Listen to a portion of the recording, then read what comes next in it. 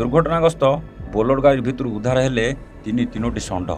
अग्निशम कर्मचारी सहायतार cutter machine द्वारा Bolero गाड़ीर उपर पार्श्व को कटा जाई तीनोटी षंढ को उद्धार करा जायथिबा बेले दुर्घटना घटाइथिबा ड्राइवर एवं तांको सहयोगी फेरार हो जायथिबा देखिबाकू मिलिछि।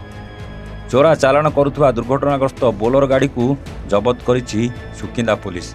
सूचना अनुसार आज भोरु भोरु जाजपुर जिला सुकिंदा छक निकटस्थ NH 53 उपरे एक षंढ बोझे बोलेरो गाड़ी दुर्घटनाग्रस्त होता।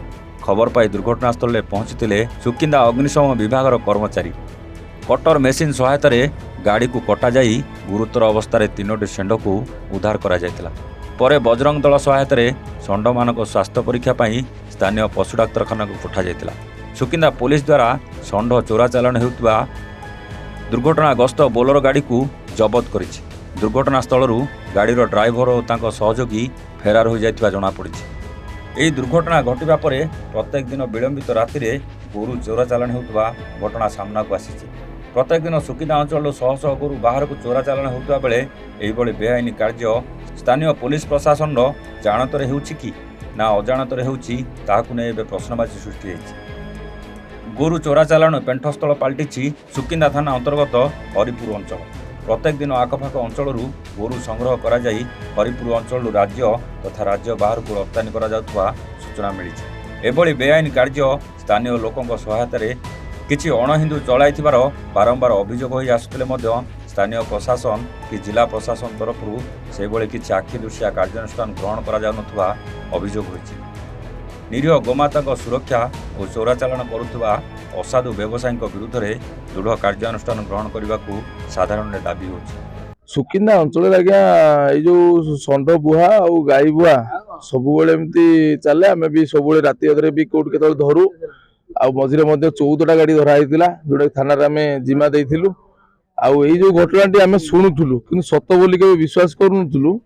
आंपड़ार थे बापुन बोली गोटे संगठक जड़े अच्छा युव संगठक से बजरंग दल कार्यकर्ता से थरे ये घटना राति 1 देखा पाइले। गोटे यही बोलेरो कि कौ बोलेरो हो जानी बोधे लगुच बोलेरो से गाड़ी से 4 जन व्यक्ति जोर जबरदस्त बुला गाई गोरु को जे कि रास्ता पर शोई जबरदस्ती टाणी नहीं कि गाड़ी में पूरे नेउतले। से एक तलवार धरिकी निजक सुरक्षित मन न कर तलवार धरिकी गोड़े से खसी पड़े।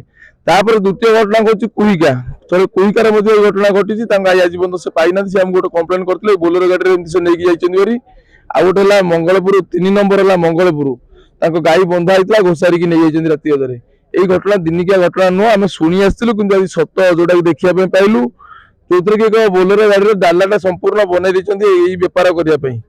सन्देह लगुच तो अणहिंदू निश्चिंत ए कार्य तो जड़े नृशंस ही करे। जड़े नृशंस व्यक्ति कार्य हो निश्चिंत। से जो बड़ बड़ षंढ आप भिडियो तो देखी आप देखिए आश्चर्य होते जो भाई षंढ नवा कष्टदायक। गोटे बाछुरी जीवा से बोलेरो कष्टदायक।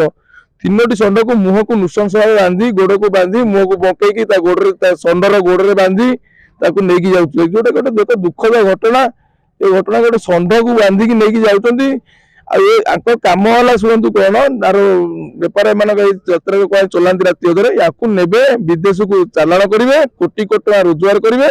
यही षंढ को लेकिन समुद्र में पकईकी शंख बेपार करेंगे विदेश को आपको मांस को काटिकी चालाण करती। आप देखिए जाजपुर जिले में प्राय समय गाड़ी में गोमांस भी उद्धार यही सब चालाण करी सियाड़े काटिकी नहीं सन्देह प्रशासन जानते प्रत्येक दिन सारा जिले में गाड़ी पूरा गोरु गाड़ी पास होता तो आम कहीपरूनी। आम तो प्रशासन को सब ए बाबद कही आसीचु। प्रशासन भी या जो आम देचु सपोर्ट कर किछि प्रशासक जड़ित थी पारती। सब प्रशासक तो जड़ित नथिबे किछि प्रशासक भी आपको विरोध करुवे किछिटा लोग जोगु ए प्रशासन बदनाम हुए से जड़ित रुहति कार्य भी हुए। दृढ़ विरोध रही सब तो विरोध कर नजर आसुम तो ब्रह्मा की विष्णु नुह सब आगुता जानीदेबू जो से लोक स्थानीय लोग देखते आमको सूचना दिखते आम पहुंचू विरोध करूँ नहीं थाना दौ। मुझे मुख्य अग्निक दुष्यंत जेना सुकिंदा दमकल केन्द्र। कौन कहे गोटे घटना जो देखा मिली गोटे बोलेरो गाड़ी में 3टी बड़ बड़ षंढ नहीं जाऊे कि व्यवसायी चोरा व्यवसायी से गाड़ी कागज पत्र थी कि ना ठीक नहीं এই গাড়িটা ସେ ନେଇକି ଯାଉଥିଲେ କ'ଣ କହିବେ ଆଉ କେମିତି କ'ଣ ଆପଣ ଉଦ୍ଧାର କଲେ କେମିତି କ'ଣ ସୂଚନା ପାଇଲେ ସମ୍ପୂର୍ଣ୍ଣ ବିବରଣୀ ଟିକେ ପ୍ରଥମରୁ ଶେଷ ପର୍ଯ୍ୟନ୍ତ ଦିଅନ୍ତୁ। ଆଜ୍ଞା ପ୍ରଥମେ ଆଜ୍ଞା ଆମେ 5ଟା ବେଳକୁ ଖବର ପାଇଲୁ ଆସି ଦେଖିଲା ବେଳକୁ 3ଟି ଷଣ୍ଢ ଗୋଟେ ବୋଲେରୋ ଗାଡ଼ି ଭିତରେ ନେଇ ଯାଉଥିଲେ ଆଶ୍ଚର୍ଯ୍ୟଜନକ ଭାବେ କାରଣ ତାଙ୍କର ମୁହଁ ଆଉ ଗୋଡ଼ ସବୁ ବନ୍ଧା ହେଇଛି ଆଉ ଏମିତି ଭାବରେ ଥିଲା ପଡ଼ିଥିଲା ତାଙ୍କୁ ବାହାର କରିବା ମାନେ ଅସମ୍ଭବ ହୋଇଥିଲା ଯେକି ବହୁତ ମାନେ ପରିଶ୍ରମ କରି ଆମେ ତାକୁ କଟର ସାହାଯ୍ୟରେ କାଟି ବାହାର କରି ତାକୁ କଟର ସାହାଯ୍ୟରେ କାଟିକି ବାହାର କରାଗଲା ଆଉ ଅକ୍ଳାନ୍ତ ପରିଶ୍ରମ। ହଁ 3ଟି ଯାକ ବଞ୍ଚିଛନ୍ତି ଯଦି ଆମେ କାଟି ନଥାନ୍ତୁ ବାହାରିବା ଅସମ୍ଭବ ହୋଇଥାନ୍ତା। ନା ଏଇଭଳିଆ ଘଟଣା ପ୍ରଥମ ଥର ଆମେ ଫେସ୍ କଲୁ। ସୁକିନ୍ଦାରୁ ଜଗନ୍ନାଥ ବେହୁରାଙ୍କ ରିପୋର୍ଟ A1 ଓଡ଼ିଶା।